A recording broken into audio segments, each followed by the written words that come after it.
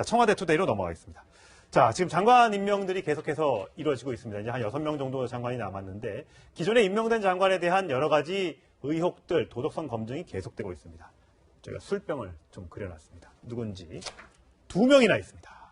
음주운전 장관이 이제 2명이나 있는데 일단 어제 잠시 소개를 해드렸던 고용노동부 장관 조대엽 고용노동부 장관 후보자 술 마셔서 만취해서 면허가 취소된 것으로 이제 확인이 됐는데 자, 문재인 대통령이 수석보좌관회의 지난달 수석보좌관회의에서 5대 이 중대 비리보다 더 심한 것이 음주운전이라고 얘기한 바가 있습니다. 한번 들어보시겠습니다. 네, 저는 대선 때 병역 멘탈, 부동산 투기, 위장 전입, 세금 탈루, 논문 표절, 이 5대 중대 비리자는 고위공직에 임명하지 않겠다라고 공약을 했습니다. 정치자금법 위반, 또 선거법 위반, 음주운전, 그 밖에 범죄나 비리 등 더 큰 검열 사유가 있을 수 있는데도 특별히 5대 중대 비리라고 해서 공약했던 것은 이명박 박근혜 정부의 인사청문회에서 특히 많이 문제가 됐었던 사유들이기 때문입니다. 네, 이렇게 5대 중대 비리자보다 더 큰 범죄가 음주운전이다 이렇게 얘기를 했는데 이 조대엽 후보자 같은 경우 새롭게 드러난 사실이 이 당시에 혈중 알코올 농도가 0.1%였어요. 그렇죠. 이 기자들이 공부를 할 때 이 0.1%면은 면허 취소 사유다. 이걸 굉장히 열심히 공부하거든요. 그러니까요. 그래서 사실은 이게 잘못했죠. 그건 네. 조대엽 후보자가 명백하게 잘못한 거고요. 정확하게 사과하셔야 된다고 생각을 하고 이제 문재인 대통령이 저 대회에서 얘기한 내용은 그거 아니겠습니까? 그러니까 박근혜, 이명박 정부에서 주로 장관들이 많이 걸렸던 것이 앞서 얘기한 5개의 중대 비리였기 때문에 본인의 정부의 인사들은 그런 비리에 연루된 사람을 하지 않겠다라고 하는 면을 강조하다 보니 네. 결국 이제 공약을 이렇게 하신 거고 그게 이제 음주운전은 그래서 거기에 빠져 있는 거죠. 근데 음주운전도 중요한 범죄 중에 하나죠. 그리고 아무리 이제 뭐 조대엽 후보자가 그렇게 얘기했습니다. 뭐 학생들을 위로하는 차원에서 술 먹다 그렇게 했는데 술을 먹었으면 대리운전을 해야죠. 그렇죠. 그건 말이 안 된다고 예. 생각하고요.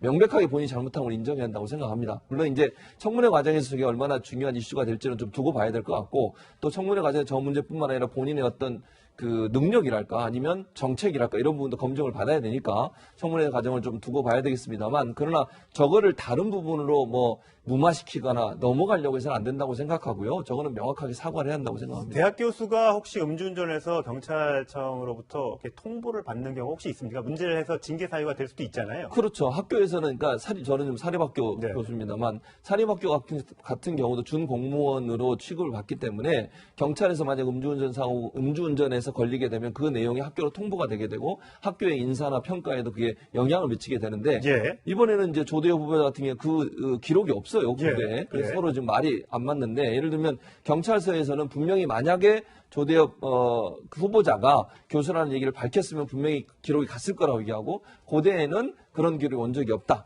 그렇다고 하면 생각해 볼 수 있는 상황은 그러니까 만약에 뭐 경찰관이 실수를 안 했을 경우도 생각할 수 있지만 다른 상황이라고 하면 본인이 교수라는 신분을 밝히지 않았을 가능성도 충분히 생각해 볼 수 있겠죠. 네. 이게 음주운전이 참 네.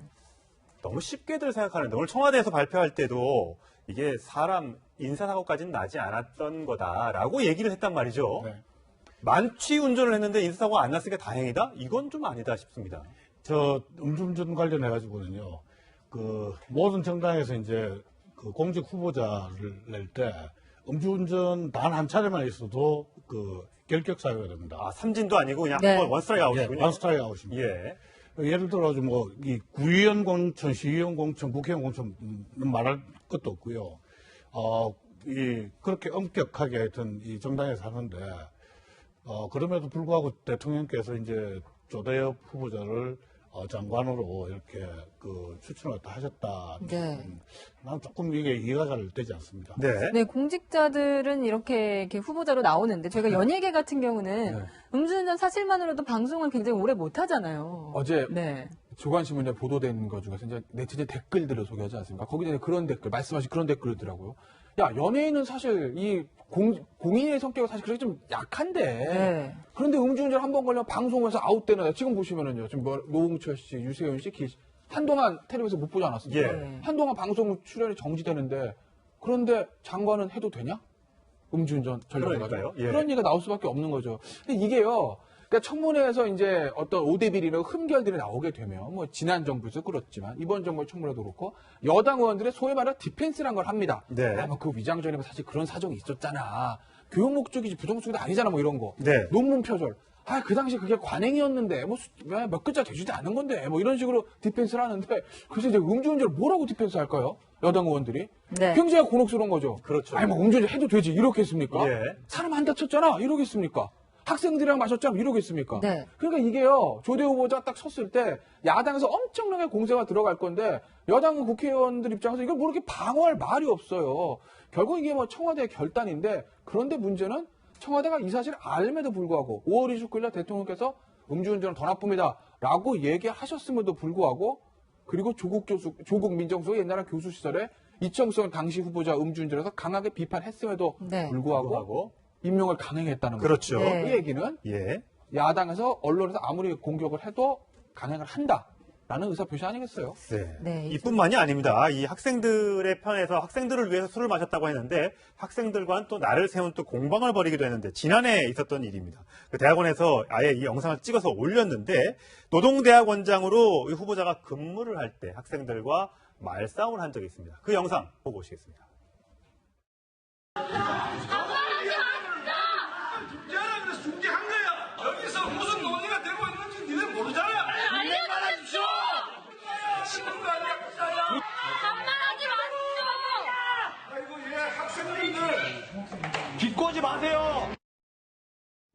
요즘에는요, 이 다 영상과 녹음 다 보편화되어 있기 때문에 페이스북 생중계 갑니다. 예, 뭐 빠져나갈 수 있는 대목이 없습니다.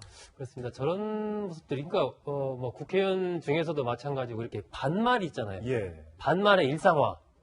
저는 참 이해하기 힘들던데, 지금 그 조대엽 장관 후보자 같은 경우는 학생들 다 성인들인데, 네. 그냥 막 반말로 이렇게 큰 소리를 지르고, 저런 부분들은 뭐 참 이해하기 힘든 부분이고, 그러다 보니까 오늘 또 그 고려대 총학에서 사과하라, 그런 부분에 대해서. 예. 뭐 이렇게 성명도 내고, 그렇죠. 이런 상황이 됐던데, 저는 저런 부분도 부적절하고요. 그 음주운전 같은 경우는 기본적으로 이게 뭐 그냥 본인이 예를 들면은 주민등록법 위반, 위장전입 같은 경우는 본인이 그냥 한 거 아닙니까? 예. 근데 음주운전은 사실은 자칫하면 죽는 거예요. 다른 사람이. 다른 사람. 예, 네. 그렇습니다. 이게 그렇기 때문에 굉장히 질적으로 다른 부분이고, 그래서 여기에 대한 검증 자체도 그만큼 또 엄격해야 된다라고 보는데, 최근에 저는 그 문재인 대통령의 인사에서의 흐름이 조금 초기와 좀 달라지는 것 같다는 생각이 자꾸 들어요. 왜요? 그러니까 예. 일단 대통령이 처음에는 이렇게 장관 후보자들이나 수석 후보자들 직접 이렇게 금리다 그랬죠. 소개했지 않습니까? 그랬죠. 이게 어느 순간 사라져버렸어요. 예. 네. 사라져버렸고,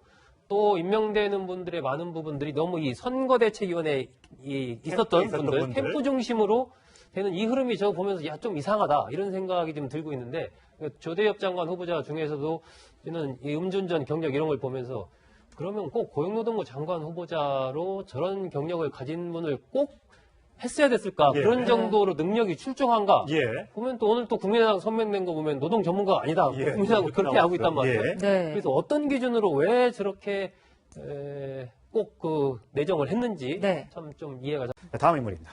네, 안종범 전 수석인데요. 지점장 전화번호 어디서 나온 걸까요? 네, 이 사초라고 불렸던 안종범 전 수석의 수첩 또 다른 7건이 제출이 됐다고요? 그랬죠. 네. 지난번에 이제 그 나머지 갖고 있던 청와대에 남겨놨던 것을 비서관 중에 한 명이었죠. 안종범 비서관 중에 한 명이 제출했잖아요. 그분이 검찰 조사에 다시 7건을 제출했습니다. 그 제출된 내용 중에 지금 여기 말씀한 지점장 전화번호가 있는데 이 지점장은 누구냐면 독일의 하나은행 독일 법인장이죠. 예. 그 법인장이 사실은 이제 정유라하고 최순실이 집을 구매할 때 거기에도 개입을 했었고요. 또 최순실이 3억 원, 정유라 이름으로 3억 원 이상의 돈을 대출받을 때도 거기에 개입을 예. 했거든요. 그렇다고 하면 독일에서 사실은 금고직이다 이렇게까지 얘기가 되는 사람이 이상화 이사인데 이분이 이름이 거기에 전화번호와 함께 적혀 있습니다. 그리고 거기에는 수첩 메뉴는 VIP라고 하는 이름이 예. 적혀 있어요. 그 말은 결국 네. 안종범 전 수석이 대통령의 지시사항을 적었던 수첩이라고 볼 수도 그렇죠. 있고 예. 그 수첩 안에 이상화라고 하는 법인장 이름과 함께 국제 전화번호가 적혀 있었다. 예. 네. 이건 일반적으로 우리가 좀 이해하기 힘든 거죠. 대통령이 한 은행에, 그 시중은행에 독일 법인장의 이름과 전화번호를 적어줬다. 예. 또는 알려줬다. 불러줬다. 그 말은 뭔가 대통령이 지시를 함께 했을 가능성이 있는 거죠. 거기 예. 그건 적혀 있지 않지만. 또 다른 정황 증거 중에 하나가 뭐냐면 그 전화번호를 받고 나서 그 다음 날부터 삼성이 돈을 보내기 시작합니다. 바로 다음 날부터. 그렇죠. 그렇다고 하면 이 모든 게 소위 지금 최순실과 박근혜 전 대통령의 연관성과 어떤 경제 공동체라고 하는 개념이 설명될 수 있는 하나의 정무석이 삼성에 전화해서 그쪽으로 돈을 보내라고 했을 가능성을 전혀 배제할 수 없는 상황이라고 볼 수 있겠습니다. 물론 이제 근데 저 메모가 저는 굉장히 중요하다고 생각을 해요. 예. 네. 왜 그런가 하면 이제 박근혜 전 대통령께서 최순실이 삼성으로부터 지원받은 사실을 자신은 몰랐다고 얘기해요. 전혀 몰랐다고. 전혀 몰랐다고 그랬는데 지금 안종범 전 수석 수첩에서 VIP 지시사항 그러면서 이제 지점장 전화번호가 왔고 예. 그 다음 날 이제 삼성에서 이제 지원이 10억이 들어갔죠. 넘는 예. 돈이 이제 지원되기 시작합니다. 그렇다는 이야기는 박근혜 전 대통령의 진술이 이게 사실이 아니다. 이걸 갖다 증명을 갖다 할 수 있는 굉장히 중요한 자료 아닌가 이렇게 생각을 합니다. 그럼 박 전 대통령과 최순실 씨가 뇌물수수 공범 관계였다는 것을 증명해 줄 수 있는 새로운 증거가 될 수 있다. 이렇게 볼 수 뭐 있습니다. 그렇게 볼 수는 있죠. 특검 측에서, 검찰 측에서는 뭔가 이제 공소 유지를 할 수 있는 뭘 하나 얻은 건 맞아요. 네. 왜냐하면 지금 제가 알기로는 삼성 측에서 방어하는 논리 중에 하나가 야, 공모 관계가 너무 약해 이겁니다. 예. 제게 아마 공소장 보시면 아마 최순실과 박근혜는 공모예요 이렇게만 써 있을 거예요. 네. 어떤 형태로 공모했는지에 대한 자세한 설명이 없어요 공소장에는. 그러니까 검찰이 그 부분에 대해서 사실 고리가 약한 거죠. 네. 그러니까 삼성 측은 그걸 가지고 지금 파고드는 걸 제가 알고 있거든요. 예. 그러니까 그 공모 관계를 입증을 해라는 거죠. 경찰 입증이 책임지는 건데. 그런데 지금 이 수첩이 나왔으면 이거 하나 가지고 두 사람의 공모 관계가 입증이 된다라고 제가 말은 못 하겠으나 그렇지만 검찰 입장에서 보면 이제까지 있던 것보다 뭔가 하나 더 그 부분을 입증할 수 있는 뭔가 하나의 어떤 스모킹건은 어떻다고 볼 수는 있어요. 네. 자, 과연 이 증거가 어떻게 작용할지 참 궁금합니다. 지금 수첩이 벌써 몇 건이 나왔습니까? 이미 나온 것만 해도 꽤 많은 분량. 이미 나온 게 지난해 12월 달에 17건 나왔고요. 예. 그 다음에 1월 달에 39건 해서 예. 56건 나왔거든요. 추가로. 거기다가 플러스 7건. 63건이에요. 63과 번호가 중요한 부분들이 결국 그 다음날부터 삼성에서 최순실 씨 쪽으로 이 코스포츠 쪽으로 돈이 입금됐다면 그러면 당연히 검찰에서는 아마 이 전화번호 통화 기록을 조회를 했을 거예요. 네. 그러면은 예를 들면 10시에 안종범 전 수석과 박 전 대통령이 만났다. 나와서 그러면 뭔가 안 전 수석과 삼성 쪽과 통화를 했을 가능성이 큰 거거든요. 예. 네. 그러한 고리까지 추적을 해서 그게 그림이 이렇게 딱 그려지면 그래서 그럼 삼성 쪽에 받은 사람이 나올 것이고 그 사람을 통해서 그 다음날 삼성이 돈을 입금하게 된 배경 이것과 이제 이게 바로 연결이 되는 거죠. 그러면은 사실 이게 상당한 어떤 이 뇌물죄 현재 이 수사 공소유지와 관련해서 아주 중요한 또 단서가 될 수 있는 그런 부분이라고 보여집니다. 네, 새로운 물증이 나왔기 때문에 박근혜 전 대통령이 법정에서 네. 어떻게 증언을 할지, 물론 이 여기에는 지점장 전화번호만 적혀 있을 뿐 구체적인 뇌물 액수라든지 어떻게 건네주라 이런 구체적인 방법은 없습니다만 안종범 전 수석 입장에서도 이게 보좌관을 통해서 새롭게 증거가 제출이 됐기 때문에 여기에 대해서 어떻게 해명하는지 정말 관심이 모아지고 있습니다.